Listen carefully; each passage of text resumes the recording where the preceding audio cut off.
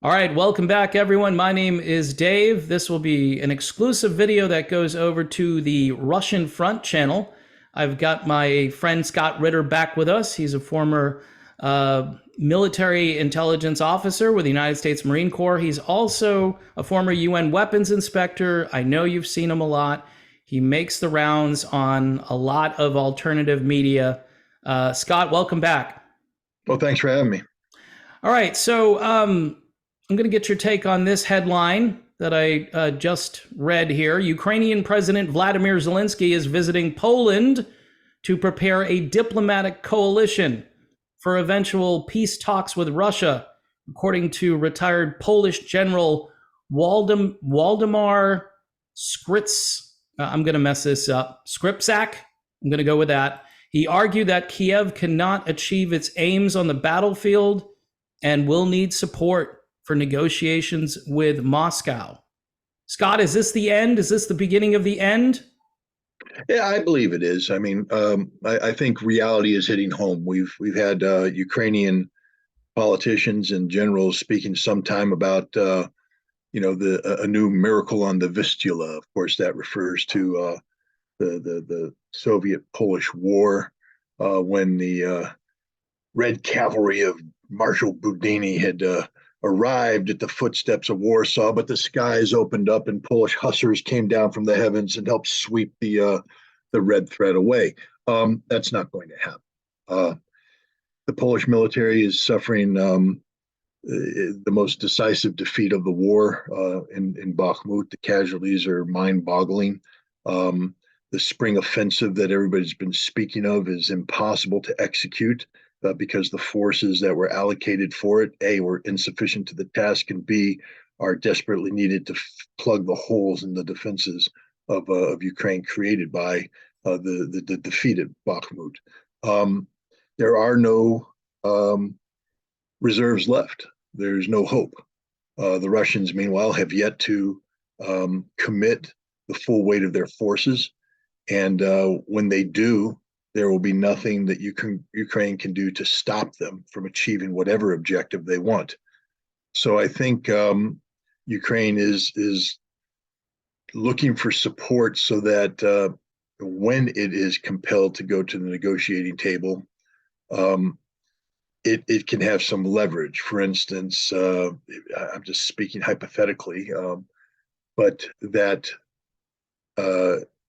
Ukraine would argue against strict Russian demands by saying that sanctions wouldn't be lifted unless X, Y, and Z took place. So they're looking for assurances on the part of Europe that sanctions will be kept on the table and wouldn't be negotiated away independent of Ukraine's hopes and desires being considered. What Zelensky doesn't understand is that's not how unconditional surrender works.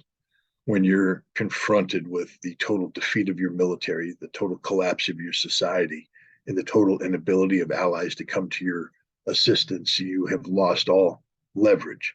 I would hope that the Russians remind him of the deal that was on the table on April 1st of last year, one that would have limited the damage done to Ukraine to surrendering Crimea to Russia and granting independence to Donetsk and Lugansk.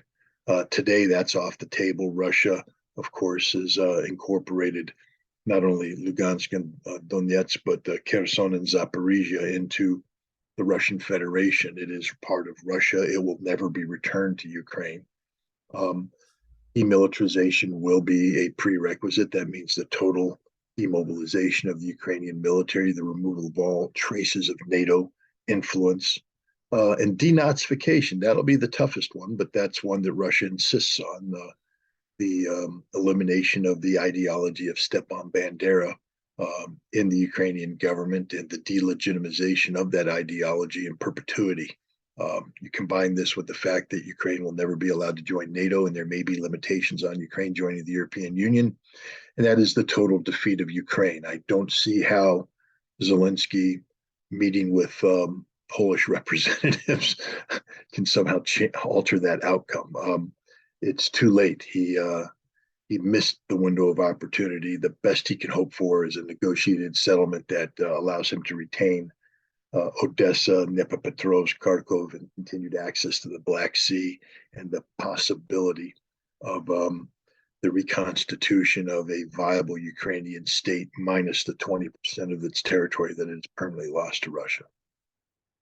Yeah, and in the backdrop of that, though, yesterday, Scott, the U.S. announced yesterday, of all days, of course, there was a little thing going on in New York yesterday. I don't know if you caught any of that, but the U.S. announced $2.6 billion in another weapons package for Ukraine, and they have a long list of things that they're going to be sending out there. Are they not getting the message in D.C.? Maybe the whole Trump arraignment was just a little bit, of a smokescreen for other things that were going on behind the scenes. A lot of people have all these conspiracy theories. I think the Trump thing is tragic. We can talk about that, but do the lawmakers not pay attention to this stuff? I mean, they've got to be getting the same intelligence, right? Or are they getting, what the U.S. wants them to know about? Well, I mean, when you say lawmakers, I assume you're talking about members of Congress. Yeah.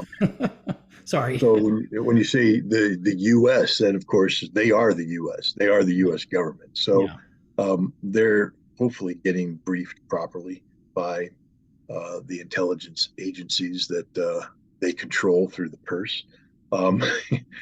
I think what we see here is a lot of wishful thinking on the part of Congress and a lot of spinning.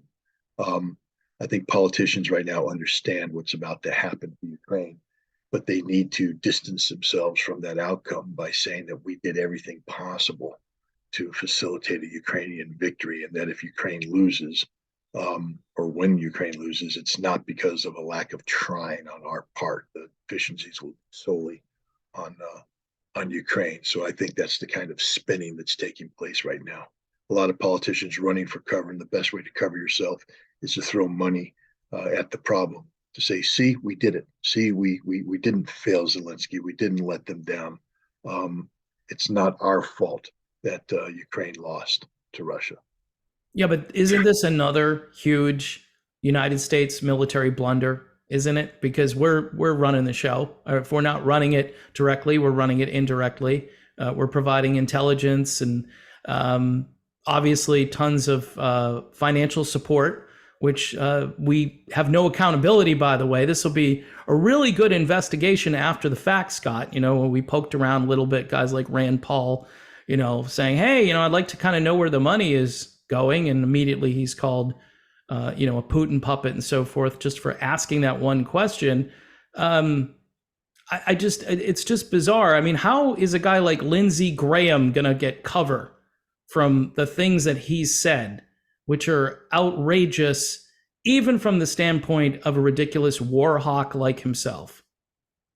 Well, I mean, Lindsey Graham has never shown a proclivity for feeling shame. Yeah, for being on the wrong side of history on just about every issue out there. He hasn't been right about anything. He's been wrong about everything. And yet he continues to be voted into office by his constituents, who apparently likewise have no concept of shame. I can't explain away Lindsey Graham. I find the man to be an aberration to any notion of decency. There he is speaking.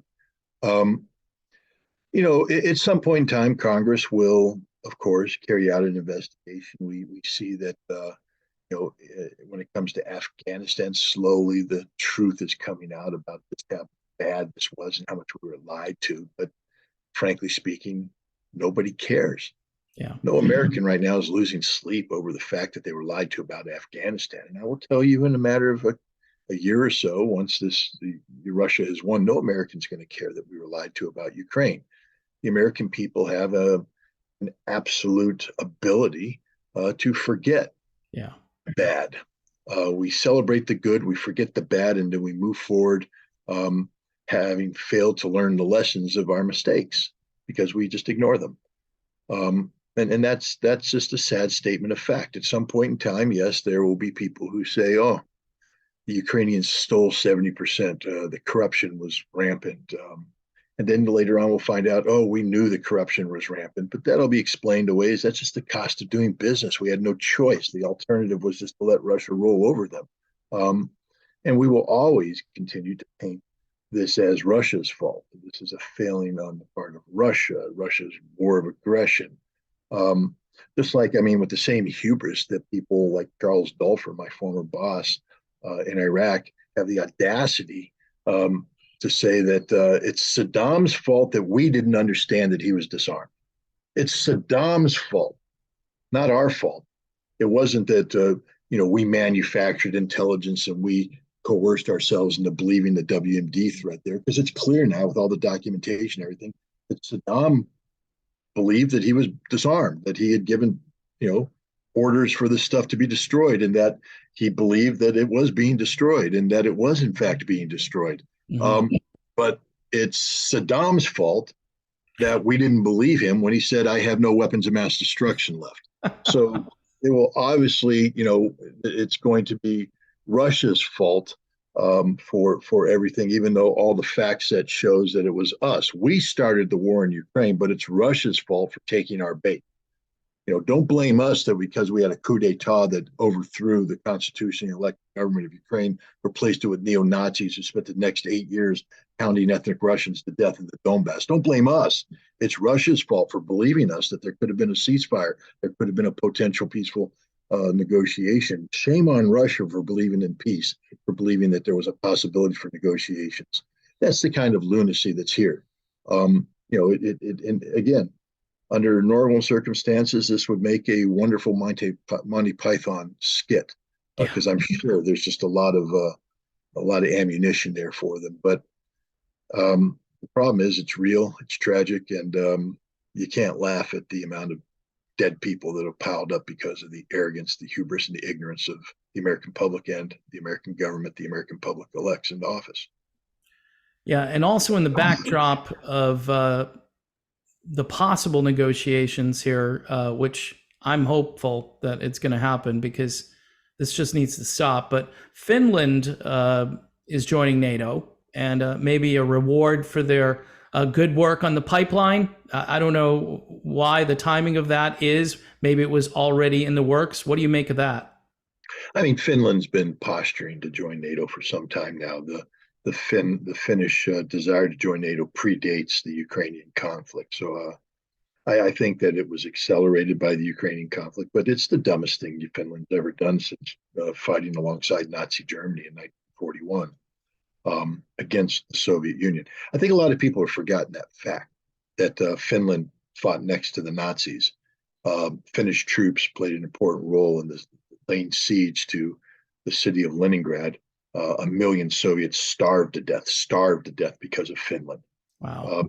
And the Soviet Union at the end of the conflict was kind enough to allow Finland to exist. I have to say that if my name had been Joseph Stalin, that Finland would have been incorporated into the Soviet Union, and every Finnish soldier and politician who participated in the murder of Soviet citizens would have been hung by the neck until dead, or exiled into a gulag where they will make big rocks into little rocks until they drop dead, because there would be no sympathy for these Nazi sympathizers, these Nazi supporters. But instead, Russia allowed Finland to exist with a pledge of perpetual neutrality. It seems like Finland doesn't understand what the concept of perpetual means, and they've now joined NATO. Russia has made it clear that they didn't view Finland as a threat, and if Finland simply is joining NATO and nothing changes, it'll be an irritant, but it's not a threat. But if Finland allows its territory to be used by NATO to forward deploy assets, knowing that NATO is engaged in a campaign where the strategic objective of which is the defeat of Russia. I mean, they've just straight up said, we're here to defeat Russia. Russia cannot win. Russia must lose, but we're not a party to the conflict.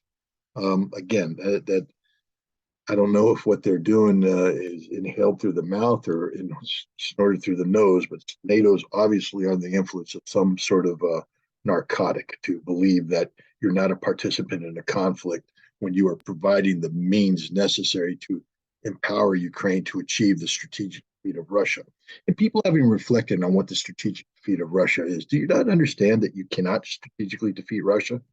Because the strategic defeat of Russia implies posing an existential threat to Russia. For instance, the reacquisition by Ukraine of Crimea, Zaporizhia, Kherson, Donetsk, Lugansk. These are all Russian territories now incorporated into Russia under the Constitution of Russia. And any effort to strip them away from Russia will be seen as an existential threat worthy of the employment of nuclear weapons to protect this. So people who say we want to seek the strategic defeat of Russia are saying we want to commit suicide. Literally, that's what you're saying. So Finland, you just joined a suicide pact. That's how stupid the Finns are. The Finns had a military that was very tiny, didn't need to be big because no one threatened them. But now they've joined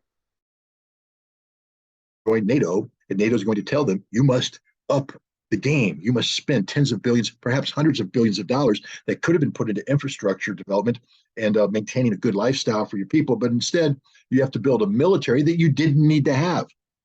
But you're going to need it now because you see Russia, in response to the Finnish desire to join NATO, has expanded its military to 1.5 million people, 70,000 of whom are going to exist in a 5-division new army corps being formed in the Karelian Peninsula between St. Petersburg and Finland to protect St. Petersburg from yet another betrayal by the Finnish people. I need to remind people once again that the Finns fought alongside Nazi Germany, laid siege to Leningrad, killed 1 million Soviet citizens. The Russians haven't forgot. Europe may have forgot, but the Russians will never forget, and they have not forgiven.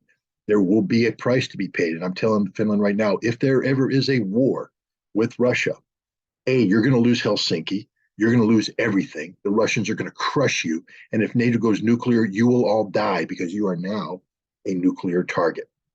Congratulations, Finland. You've entered the adult world where you do stupid things in the name of collective defense of NATO against a threat that doesn't exist.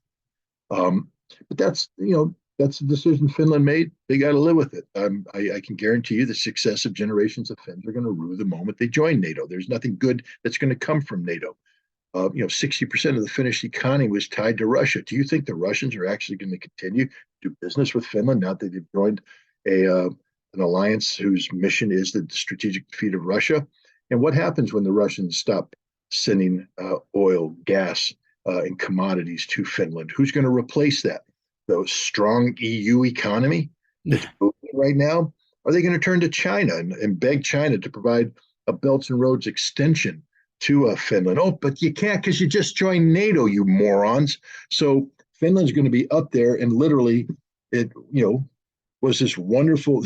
They wanted to join the garden, but it turns out that the garden is infected, and now the fruit that Finland had is becoming rotten. It's going to fall to the ground, and they're just going to sit there stinking like any swamp, because that's what Finland has become, a swamp extension of the putrid, pathetic European cesspool that exists today. Well, it's good to see you're not mincing words there, Scott. I enjoy that a lot. I didn't know about Finland fighting beside Nazis, and that was really interesting information. And again, it's context. A lot of people, if you don't know history, then you can't understand issues properly. So that's one of the reasons I'm happy to have you on here. Let's move over to New York City yesterday, because I think this is kind of an important thing. So Donald Trump, they got all these charges against him. I guess it's the same charge repeated like 34 times. Big spectacle, took over the media, took over the entire media industrial complex yesterday. So the weirdest thing was a lot like the OJ, slow roll chase through Los Angeles, I don't know how many years ago, back in the early 1990s, I think, and coverage wall to wall, left-leaning channels, right-leaning channels. At the end of it all, Trump goes back to Mar-a-Lago. This is a man really beaten up by everything. And I'm like 50-50 on Trump. I did vote for him. I have some problems with Donald Trump. But I think yesterday was something different. Yesterday signaled to, like, the president of El Salvador, who came out and said, how can the United States talk about democracy around the world when this is happening? Your thoughts? Yeah. I mean, let's start with just basic principles. No man, no woman is above the law. We have to acknowledge that. No man or woman is Right. above the law. True. But we also have to acknowledge that the law cannot be politicized and used as a weapon by those in power to impede, dissent, to suppress dissent, or to prevent a competitor from being able to compete politically. This isn't about the law. We need to be very clear about this. I'm not going to sit here and defend what Donald Trump did. No one will. I mean, it's unseemly, it's seedy, it's whatever you want to say. But does it rise to the level of 34 felonies? Absolutely not. This is the politicization of the law as a weapon by Donald Trump's political opponents designed to prevent him from running for election in 2024 because the Democrats don't have a candidate capable of beating him. The reality is, as bad as Donald Trump is, and he's pretty bad, he can beat Joe Biden in a stand-up competition right now because Joe Biden is the worst president the United States of America has ever had.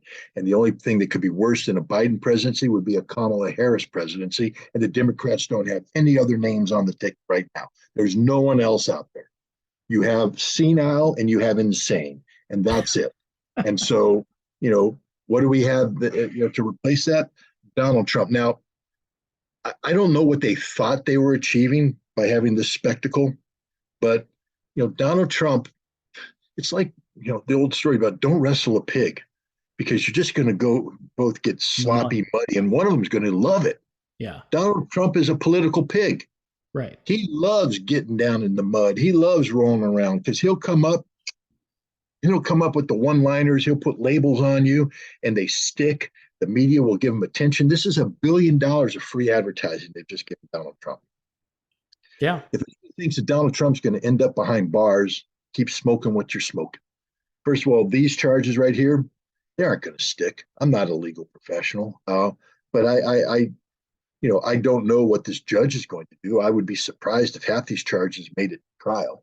And if they do get to trial, I would be shocked if yes, there could be a New York jury because, of course, New York City is a place that can be, a jury of your peers, but none of the people on the panel will be peers. Yeah.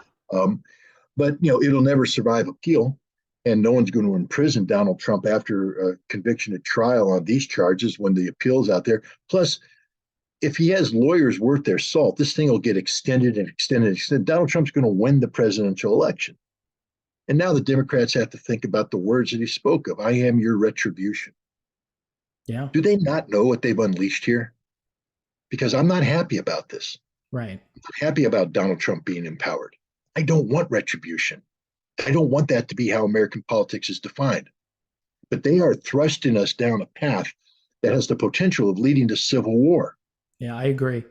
And this is the extreme stupidity. So when I open up and I hear screaming one day and I look at my road and I see liberals running down the road while the conservatives come down with clubs and beat them to death like what happened in Yugoslavia, where one day Muslims and Christians hated each other, Serbs and Bosnians hated each other. They were friends one day, murdering each other the next. What am I going to say when I watch the liberals being slaughtered? Because they're going to be slaughtered if there is a civil war. They don't stand a chance. They don't understand it. They may be intellectually wise, but they're physically and politically weak. They don't know what they've started here. They need to actually, there's a reason why we have civil debate, civil discussion, civil discourse to prevent this kind of nonsense, this polarization. We shouldn't be seeking to divide the nation. We'd be seeking to unite the nation. That's why we need somebody other than Joe Biden and Donald Trump running for president. That's why I can't support a Trump presidency, because it means the end of the republic. But the people that are making this possible are the idiot Democrats who think they're getting some sort of petty political revenge in the name of justice. There is no justice here. There won't be justice when people are stringing you up by the neck until dead, cutting your head off with a guillotine, or just shooting you down in the streets, because that's what civil war is. I would advise Americans to take a look at Yugoslavia and take a look at what happened. when that society collapsed. And people who once peacefully coexisted with each other are now going at the throat. The kind of hate that took place, the total disregard for human norms and values. Human white life didn't matter based upon somebody's religion, ethnicity, or in this case would be political beliefs. Yeah. We had better hope that somebody worthy of the title American president steps into this chaotic void and provides, an example and motivation so they can be voted into president in 2024 and we avoid this. Because if Donald Trump gets elected, ladies and gentlemen, we're in trouble. Yeah. We're in trouble because the left is going all in on his destruction right now. And if they fail, and again, if nobody comes up to compete against them, they will probably fail. They will not be happy with that. So they're going to continue to try and attack. And once Trump's in power, we know what his basic gut instinct is. This is a man who has no connectivity with the Constitution. None. If he did, he wouldn't have allowed January 6th to happen. You don't impede the work of Congress when they are implementing constitutionally mandated tasks. You don't do it. It doesn't matter how you feel about the election. None of it matters. The Constitution cannot be touched like that. Not by a president, especially not by a president. But he sat by and he let it happen, which means he has no concept of what the Constitution is. This is a man who teeters dangerously towards dictatorship. And if you allow a man who says, I am your retribution, to become president in an environment where retribution comes naturally because of what they've done to him, we're in trouble. And he has supporters right now. He has a base that's prepared to go to the mattresses. Yep. They are prepared to go to the mattresses. The liberal left, are you prepared to go to the mattresses? If you don't know what I'm talking about, watch The Godfather and see what going to the mattresses means. It means going to war. And I'm not talking about the kind of war you left-wing liberal snob progressives think you're fighting, where you can sit there and just talk your way through a problem. I'm talking about war where someone's going to come up, pop you in the face, put you down, stomp your neck, and kill you. Because that's what war is. That's what civil conflict is. And that's the direction we're heading, because these idiots don't understand. Just let Donald Trump simmer in Mar-a-Lago and we'll all be happy. Let him stay there and do whatever he wants to do. Leave him the F alone. Yeah. And let's get on with the business of repairing America. But there you have such petty, intolerance. They want this revenge. They want to somehow bring harm to this man. And all they're going to do is it's going to backfire on them one way or another.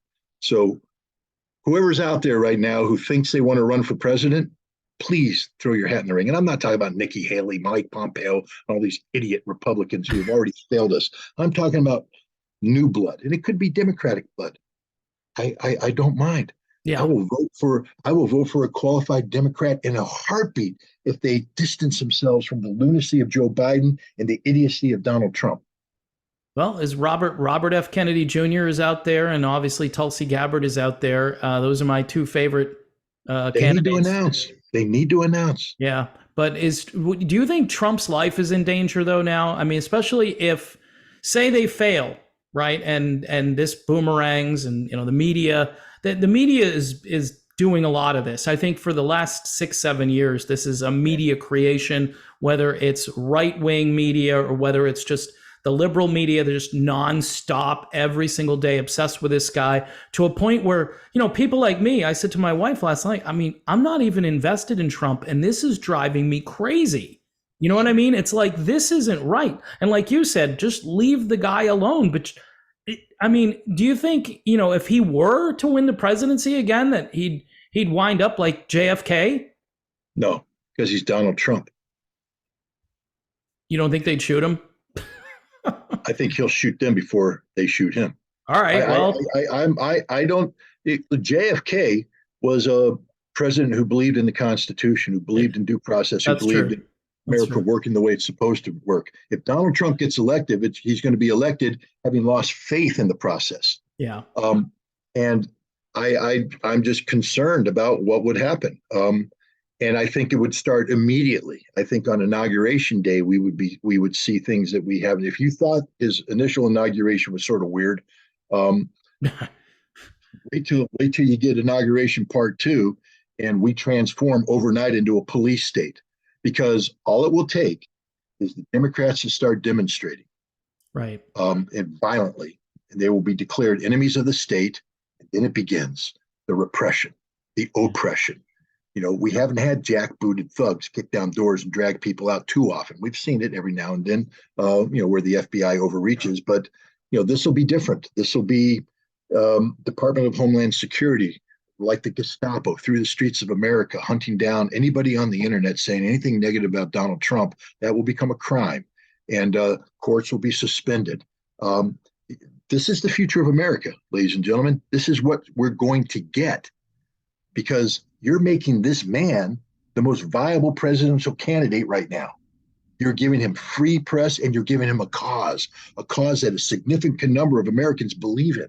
Right. And a lot of people are looking at it, like you said, and saying, I can't believe this is happening. And we're starting to feel sympathy for the guy. Yeah. And again, Joe Biden is such a disgrace as a human being and a leader. Yes. So it's not like the Democrats have something viable here to say, well, you can't vote for him because we got Joe Biden, who is all this. They're not going to pull the 2020 switch and bait again. That isn't going to happen. Right. This is a bad time for America. I'm not very happy about this at all. I would have preferred they just let Donald Trump sit in Mar-a-Lago and reread his so-called classified letter from Kim Jong-un. You can read it all day long. I don't care if it was classified top secret. There's nothing in there that impacts the security of the United States of America. Let him frame it, put it on the wall. Hell, I would have framed it for him. I would have gone in there if I were the FBI and said, you want this letter? Frame it. Boom. Stay here. Read the letter. Here, you can read other correspondence. All that stuff you did as president, sit back here and fantasize it about all day, man. You have 4 years of fantasy. I was president of the United States. I was wonderful. You can have parties. You can talk to people. Write a damn book. Write 2 books. Write 3 books. Write a whole bunch of books. Have a movie made about you. I don't care. Stay out of politics. Stay out of politics. But instead, we're breathing life into the demon. Yeah. And he is a guy that, this guy is, he's scary. On the one hand, I love it when he says, I love what he tried to do with North Korea. I loved what he tried to do with North Korea. But remember, before that happened, it was fire and fury. He was talking about nuking them. Yeah. That's insanity. Insanity. And right now he's saying things like, if I were president, Putin would have never gone into Ukraine. Right. Why? What would you have done? Threatened to nuke Putin? Yeah, I was going to ask you about that. He always says this, none of this stuff would have happened. And I'm thinking to myself, okay, if you had threatened him, I don't think that would have helped. I think everybody saw what happened when Donald Trump met face-to-face with Putin. Body language speaks everything. And if you saw when they came out of their one-on-one meeting, how slumped over and defeated Trump was and how Putin was standing up like this. Body language. There was an alpha dog there, and it wasn't named Donald Trump. There was the smell of urine, and it was Putin peeing all over the American president because Putin owned that show. I'm not saying that he had anything on Trump. I'm just saying that Putin is not a character to be messed with. And Donald Trump went in thinking he's going to posture, and Putin wasn't playing that game. Now, one thing Trump can say is, if he would say this, I'd support it. If I were president, this war would never have happened. But now let's back it up, because I would have called NATO and say, we're defunding NATO. We're out of NATO. We quit. Stop this nonsense. You're not expanding. None of that stuff's going to happen. Yeah. Okay. No money to Ukraine. Ukraine, you're on your own. We're going to send weapons to Russia to come in and kill you. That's how much we hate you. Now, if Donald Trump said that, there wouldn't have been a war in Ukraine, because NATO would have puffed up their chest and all that stuff. But that's not what he's saying. He's implying that somehow he, Donald Trump, the man, would somehow have gotten Vladimir Putin to back down. No, that isn't going to happen. And this is the problem. This is a man who, if he becomes president, it has bluster. Again, I am your retribution. Please, America, listen to those words. They should scare the living shit out of you. Yeah, who's writing that stuff? Is he writing? You think he's writing that, or someone's writing it for him? I think he came up with that word himself. But I think he believes it. I think he believes I am your retribution. I am the avenging angel. You put me back into office, baby, and I will right all the wrongs. And there are a lot of wrongs out there in the minds of people. This is scary stuff. Yeah. And the Democrats, they just don't understand it. They're having this gleeful moment. You turn on CNN. I mean, CNN needs to understand that when the shit hits the fan, their corporate headquarters is burning to the ground with everybody in it. I mean, Probably. don't they understand that when they were singled out and mocked during the Trump campaign addresses, that it wasn't, they were just this far away from being lynched? Yeah. You know, the only thing that prevented them from being lynched was the veneer of civilization that still existed in this country, where we had, you know, the ability to not explode. They are not loved. They are not loved. They are hated. They are reviled. So is most of mainstream media. Correct. And if Trump says, "I am your retribution," and the people come up as his supporting, avenging angels, they're not going to have any tolerance of love. Once you start kicking down the doors and dragging people out, once you start chasing people down the street, CNN has to understand that they're going down. So is all of mainstream media. It's going to be a revolution. And God, anybody who wants that is sick. Anybody who wants that is sick. I mean, as much as I dislike Joe Biden, and I hate him with a passion, Yeah. I would take 4 more years of Joe Biden over a revolution, because at least in 4 years later, the Constitution will still be here. The nation will still be here. We won't have been destroyed. But if we allow a president to be elected who has no respect for the Constitution, and we allow him to take the law into his own hands and become a vehicle of retribution, this is Germany in the 1930 kind of stuff. It's scary. Yeah. Well, one theory that I went with over the weekend, I had a friend on and we talked for a while, is this whole escapade in New York and everything was designed by the Democrats to gin up enough support for Trump, so Trump would be the nominee and run against Biden or whoever. It's probably going to be Biden. I've heard rumors that Biden will ditch Harris and Hillary Clinton would be the vice president. Now, it's a theory. And just enough votes, because guess what? The suburban women, for whatever reasons, college-educated suburban women just can't vote for Donald Trump. They just can't do it. And there's no polling that shows that that's changed. You had this guy Youngkin win in Virginia, and he won with all of that type of support in a state that was very purple and almost leaning blue in some areas. But, these were women that were concerned about what their kids were learning in school, and he presented himself in kind of a sober way. It wasn't like, hair on fire. I don't know if that's the theory, Scott, that's actually going to win the day. You think that everybody's going to be just so ticked off that they're just going to vote for Trump regardless? Or do you think that the Democrats are setting this up so Biden can win? There's a lot of time between now and 2024. And I think anybody who's ever been involved in American politics say that it's an eternity. Yeah, you don't, things change. But I would remind Americans that James Carville once famously said, "It's the economy, stupid." Oh, yeah. And right now we have the dollar in collapse. I chuckled when little Marco Rubio, get Donald Trump. There's a name that stuck, and it was a good one, by the way. So we got little Marco, who had a moment of honesty. Yeah. I don't know if he realized how honest he was being when he said, Brazil just did a deal with China and using non-dollar denominations. They're using the China. And we can't accept this. You see, that's the largest economy in South America. And if they start doing business in their own currency, then we don't have the ability to control them. We can't sanction them. It's the end of sanctions. It's the end of leverage. He just defined America's policy. See, we're not a nation that believes in helping people, working with people, cooperating with people. We punish people. Right. We punish people through the vehicle of economic sanctions. And the world has said, we're done with this. We're dumping the dollar. Does anybody here in the United States understand what dumping the dollar means? The impact it's going to have on our economy, the kind of financial collapse that will take place. And the sole person responsible for this is Joe Biden. So, all those people that want to play cute little political political right now understand that it's the economy, stupid. And when the economy is in free fall, the Democrats don't have a solution, and every problem that's put out there can be pointed to the swamp. Because remember, Trump, "I am your retribution." He's mad at Republicans and Democrats alike. Yeah. All these, the so-called rhinos. That's another name out there. Republican in name only. There's a guillotine with their name written on it too.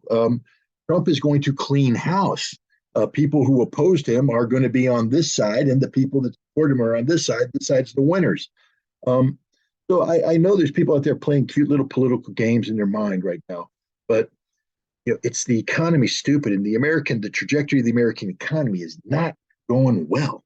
No. Russia and Saudi Arabia. I love Saudi Arabia. Yeah. They just said, Mohammed bin Salman just came out and said, I don't care what Joe Biden thinks about me anymore. I don't care what America thinks. I'm done with it.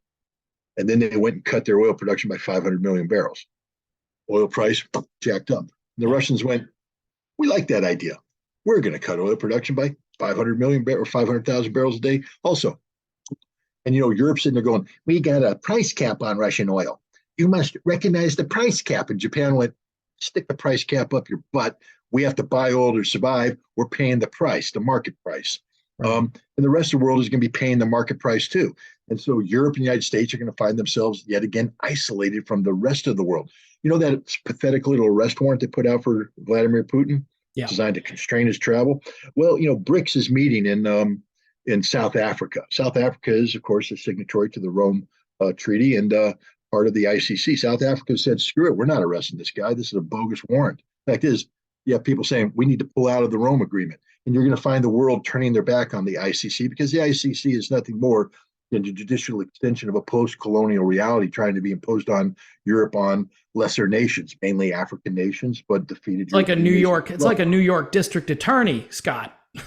Well, similar, but and so the idea now Russia has come out. I don't think Americans picked up on this, but Russia has come out and announced a new foreign policy based upon a new doctrine. It used to be that Russia, post-Soviet era Russia, operated as a defeated nation recovering from its downfall. Right. And so they were always a little bit reserved and respectful and even a little bit subservient to the will of the West. They're like, yeah, okay, you're abusing us under Yeltsin. NATO expansion, ouch, that hurts, but there's nothing we can do. The petrodollar, ouch, ouch, ouch. Russia just finally went, screw it, bam. They are Hercules. They broke the chain. And they said, no, we're not playing that Western game anymore. We are redefining ourselves as what we always have been in our minds, a center of global culture, a unique culture, an important culture, one of the important cultures of the world. And therefore, that's how we're going to project ourselves anymore. Gone is the day that we care about the West. We don't care about you. We're not at war with you, but we don't care about you. We care about the rest of the world, the Chinese, the Indians, and they care about us because we are Russia.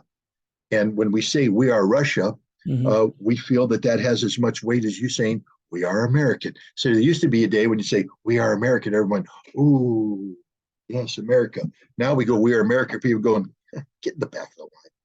Right. We don't care about you anymore. That doesn't work anymore because Joe Biden has disgraced our nation. Our nation. He's a humiliation to everything that we stand for. He came in. Had he come in and said, I want to repair the damage. I mean, he said this, I want to repair the damage done by Donald Trump. Then do it. Yeah. But he didn't. He just made matters worse. He is worse than Donald Trump in every step of the way. There's more arrogance there. He has Tony Blinken, who is the worst Secretary of State since Mike Pompeo, who was the worst Secretary of State since Hillary Clinton. There's a string of bad Secretary of States there. But Blinken is the worst of them all because he's truly an idiot. Mike Pompeo is just an ideologue. Right. Hillary Clinton is Hillary Clinton. But Blinken is truly an idiot. Then you have Jake Sullivan, who's a communications specialist that's disguised as a national security advisor who knows nothing about national security at all. He's a spinmeister. His whole job is to spin. And these guys are sitting there representing us to the world. And they're humiliating themselves and humiliating us. There's a reason why nobody respects us, because we stand for nothing. We are literally the worst country in the world. Literally, because nobody else does the damage to the world that we do. I had to listen to Ned Price give a press conference the other day when he resigned, when he stepped aside, and he had the audacity to criticize China coming in and making peace between Saudi Arabia and Iran. And he said, we are the number one force of stability in the Middle East. That if it weren't for America, the Middle East wouldn't be the beacon of stability. I said, have you looked at the Middle East, you moron?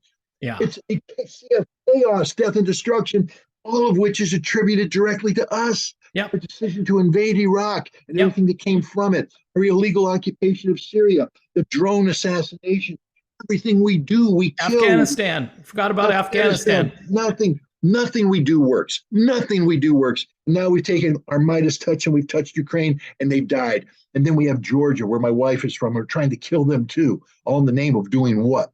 Following American policy. America is a disease. And remember, this disease, how we operate, the arrogance we operate abroad, is now in danger of being turned within. Yeah. And the absolute callousness we have about global humanity will turn in and will become a civil conflict where one side will have total. Look, the liberals might wake up in the morning and say, well, at the end of the day, I don't wish harm on the Republicans. I'm not happy with their policies. Republicans or Trumpers are waking up saying, I want to kill a liberal. Yeah. There's a difference right there. Yeah. One side says, I just disagree with them. The other side says, I am your retribution. Yeah. I'm going to kill you. Right. And that's where we're headed. They don't understand it. They don't know what's about to happen. We can't allow this to happen. Yeah. We can't allow this to happen. But it's because we have Joe Biden as our president.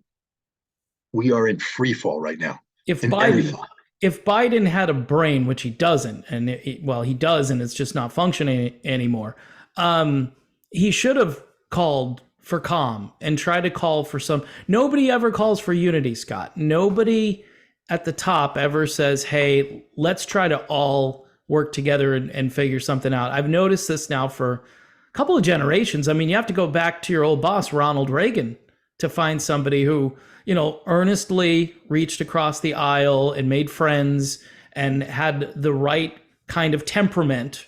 And you don't see that anymore. I mean, George H.W. Bush was a moron, I think, but as a president, but he for a while, he kind of had some of that same ability. But this has been like a turf war going back and forth. And it's a bloody war because the people who are on one side or the other, they're like waterboarded for 4 years or 8 years. Boy, do we suck. Boy, do we suck. I suck. Everything that I like and I want and I believe in all sucks, And then you start to think to yourself, I can't get along with anybody. And it's like a psyop. And we're in the midst of, what do you want to call it? 5th generation warfare. I mean, you're the expert on this kind of stuff. I mean, between the media and between just this constant, the culture war, add that to the mix. It's like, it hurts after a while. You're like, all right, I'm just turning this bull crap off and I'm going to read a book or I'm going to go for a walk because it's bad for your soul. It hurts. Yeah, look, there's no enemy of America in the world that could do more harm to us than we're doing to ourselves.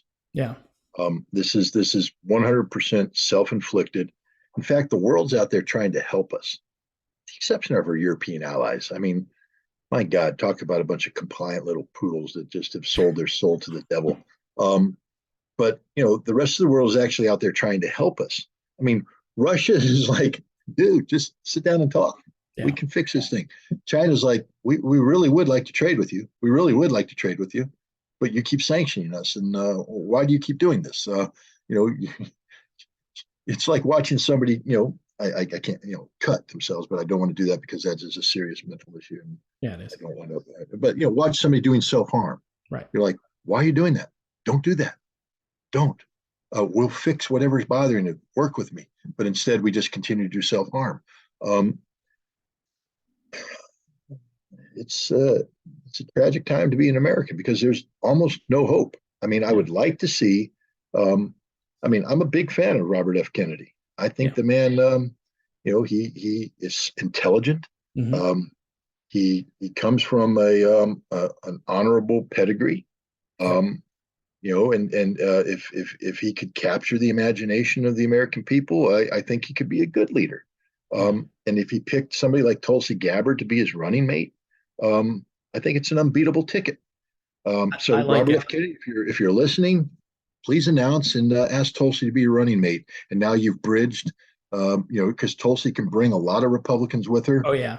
You can capture the soul of the Democrats, and together you guys can lead us through the wilderness. You can be the Moses leading us out of the wilderness to the promised land. But we've got to find a way to keep America together. Yeah. And we need some unifying ticket. We can't empower Donald Trump. And if we leave this system to its own devices, the Democrats are in the process of empowering Donald Trump to become, as he said, retribution. America doesn't need retribution. America needs forgiveness. America needs healing. America needs to be moving forward together to a better way, not this insanity. Please, people, don't do this. This is going to be bad. Yeah. Yeah, I tend to agree with you. All right, one last question, Scott. I'm going to let you out of here. So if Russia, Ukraine resolves and we get a peace treaty there, or an unconditional surrender, more like it, I don't know what's going to happen there, but what's next? I mean, what will America, is it China? Is China on the next, will that be the next phase of endless war? Or is there another country that, I mean, Iran is always being talked about, you know, I don't know. At some point in time, America is no longer in the in the running for heavyweight champion of the world. Yeah, because we went in the ring against we were like one of those fighters. It's like I got to build myself up, so I'm going to take on the little guy. And we went in Afghanistan, pap, pap, pap, bam, 15-round match. They took us out. Damn, the people, oh, that was a lucky punch. What's next? Well, we're going to do the heavyweight challenge against Russia. Pap, pap, pap, Russia, boom, boom, boom, boom, boom, bam, knocked us out. Do you think we can go into the ring with China now? Nope. The only way you go in the ring with China is if you won that fight. And we're not winning that fight. We've lost that fight. We're not going to fight China. It isn't going to happen. First of all, the Chinese are smart. They're not Apollo Creed. Apollo Creed's like, I'm going to reach down and fight Rocky. Don't. No need to. China's like, we don't need to fight America. Why would we want to enter that fight? We're the economic champions of the world. China's not in the business of playing the game based upon American rules. The American rules are based upon military dominance. And China's like, no, we think the actual game is called economic dominance. Yeah. And so we're going to play the economic domination game. So while you're out there bankrupting yourself morally, fiscally, physically in Ukraine, we're building up this wonderful global economy where, oh, by the way, in August, we're all going to get together and come up with a new global reserve currency. And we're going to flush the dollar down the toilet. Why? Because you guys are stupid. You see, you can't have a global reserve currency that empowers you to sanction people, empowers you to steal their money. We stole hundreds of billions of dollars of Russian sovereign wealth because Russia bought into the notion of the dollar as a global reserve currency. We stole it. Everybody's looking at that going, wow. I mean, why would you put your money in a bank knowing that the bank any day could just wake up and say, I'm stealing it because we don't agree with what you're doing? Right. You would never invest in that bank. People are no longer going to invest in the dollar. They're dumping the dollar everywhere. Everybody's dumping the dollar. Everybody's dumping the dollar. And China's just happy to do that. They know that in 2024, the current president of Taiwan is running for election. She's not going to win. She got trounced in the midterm elections. The whole world is scared to death. All of Taiwan's looking at Ukraine saying, do not bring that here. We don't want that kind of democracy. We sort of enjoy the lifestyle we have right now. And maybe we're going to do the smart thing and find out how to peacefully coexist with the Chinese. That's why the head of the Kuomintang party, the opposition, is in China traveling with Chinese officials, looking at the super trains, looking at economic development, looking how the two sides can cooperate with each other, because that's the future, economic cooperation. America can't cooperate with anybody because we're a bully. Listen to Marco Rubio. And then, of course, that genius spokesperson of the White House, whose name I can't remember right now. Jean-Pierre? Her. Yeah. I mean, coming out and just saying, if you dump the dollar, it's an affront to the American people. It's an insult to the American people. You're bringing harm to the American people. So we will oppose anybody who dumps the dollar. Honey, it doesn't work that way. It doesn't work that way. That's like you running around and saying, you have to respect me. You have to respect me. No, man, respect is earned, baby. Earn the respect. Yeah. It's not given. It's earned. You want to make the dollar something that shows respect, make it deserving of the respect. But if it's part of a policy designed to sanction people, rob money, steal people, destroy the world, nobody wants to buy into that. And it's been exposed. That's the thing about Joe Biden. He has accelerated the process of ripping the wool off of everybody's eyes. Everybody was running around going, America could be good. America could be good. America could be. America's the worst country in the world. Right. And the whole world sees it right now. Nobody likes us. Not even our friends in Europe like us because we suck. We're the worst. Mexico, the Mexican president's up there just saying, screw you, America. We're done. The whole world's done with this game. They're flushing us down the toilet of life. So I don't think, I don't think that we can basically sit here and say that we want to go toe to toe with China in the ring because China's not inviting us in the ring. The global Don King isn't going to promote that fight. Nobody's going to promote America anymore. It's over, finished. Now we could recover. There are the comeback stories. I mean, I've seen that wonderful movie with Russell Crowe. Yeah. Cinderella Man. Okay. Down on the dumps, bad, but he worked his way back up, got in the ring, became a champion again. We could do that.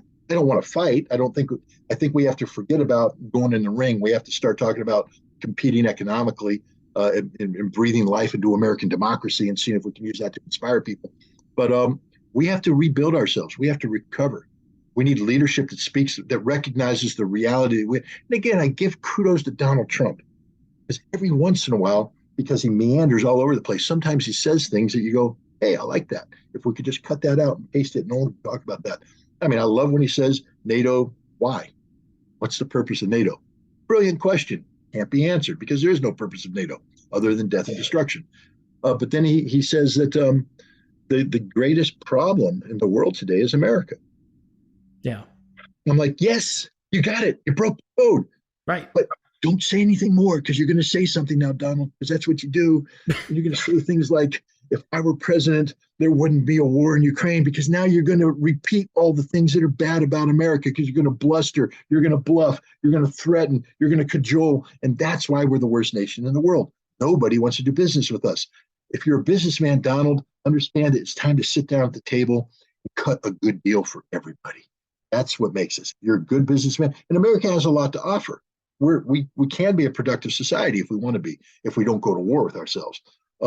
We do stand for something. I still think the Constitution is a wonderful document, and that if we only lived by the promise of the Constitution, that we could be a wonderful nation. But we don't. I mean, when the FBI views the Fourth Amendment as an obstacle, Right. when the government views the First Amendment as a threat, when we have Julian Assange in prison for over 1,000 days in Belmarsh, UK, fighting extradition to America for the crime of telling the truth, exposing the crimes of the American government, that which the First Amendment was deliberately put down to do, designed so that we expose the malfeasance of government. It is our weapon against the government, not the government's weapon against us. Now it's turned into a crime, and we, the collective sheep of America, are silent, not saying anything. Same thing with the British. They don't understand that if he's extradited to America, it not only is the end of free speech here, it's the end of free speech there. There, but for the grace of God goes anybody who dares articulate. You and I, bam, the jackboots will be coming down the door. We'll be dragged off, maybe not to prison, because in that time, society will denigrate it to the point we're just taken out back and our brains are blown out, because that's what dictatorships do. And we are headed in that path. If we lose free speech, if we lose protections against illegal search and seizures, if we lose all the other rights and privileges that the Constitution gives us collectively as a people, we are done as a nation, and we don't deserve to exist. America without the Constitution isn't America. And people need to understand that. You can shout USA, USA all you want, but USA, USA means not a damn thing if it's not attached to the values, the principles that are set forth in the Constitution that collectively defines who we are and what we are as a nation. We lose that, we stand for nothing, we are adrift, we will sink, we will die, and we deserve everything bad that happens to us. Wow. All right. On that note, Scott Ritter, anything I can plug for you? Any appearances anywhere? Book tour, speaking engagements, anything at all? Maybe a fund for bail after people listen to this and I get arrested. I might need a bail fund. Yeah, I don't know. ScottRitterExpert.com. Yeah, somebody said when you and I get together, and I've watched you on a lot of other shows, and you're fantastic everywhere you go, but sometimes, I don't know, maybe the stuff I set you up with gets you talking a little bit. I don't know. It's nothing that I'm doing. It's all Ritter. It's just I'm just hosting Ritter. That's all I'm doing. So I appreciate you being here. It's a And time in the morning. and safe travels, whatever you're up to. I know you had a busy week last week. Maybe you'll just lay low and enjoy some adult beverages and hanging out with your wife or whatever you like to do. Diet Coke, baby. Diet Coke. All right, man. Thanks All again. right. Thanks. Have a good day.